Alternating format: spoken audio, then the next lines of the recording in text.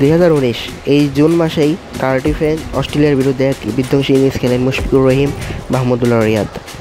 চোখে চোখ লেগে লড়েছিল সেইবার বাংলাদেশ দল অস্ট্রেলিয়ার বিরুদ্ধে। 387 রানের টার্গেটে ব্যাট করতে নেমে 333 রানে থামে বাংলাদেশের সেইবারের ইনিংস। তবে 2021 সালে অস্ট্রেলিয়াকে হারায় ঘরের মাঠে। 4-1 সিরিজ জিতে বাংলাদেশ দল। সে 4টি জয়ই বাংলাদেশের এখন পর্যন্ত জয় হয়ে রইল অস্ট্রেলিয়ার বিরুদ্ধে।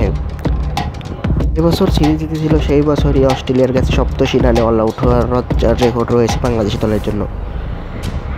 সুপার 8-এর মিশন শুরু করছে বাংলাদেশ সেই অস্ট্রেলিয়ার বিরুদ্ধেই। সকাল 6:30টার সময় শুরু হবে বাংলাদেশ অস্ট্রেলিয়া ম্যাচ। প্রস্তুত রয়েছে অ্যান্টিগা রান প্রসবা হলেও আজকাল দেখা যাচ্ছে স্লো উইকেট।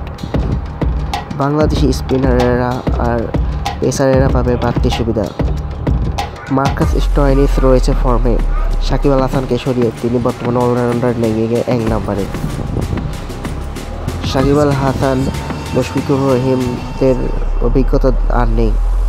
এখন দলে রয়েছে সাকিব আর মাহমুদুল্লাহ, একমাত্র সিনিয়র খেলোয়াড়। যেবার 4-1 সিরিজ জিতছিল বাংলাদেশ, সেইবার ছিল না শান্ত। এবার কি শান্ত নিতে হবে জয়?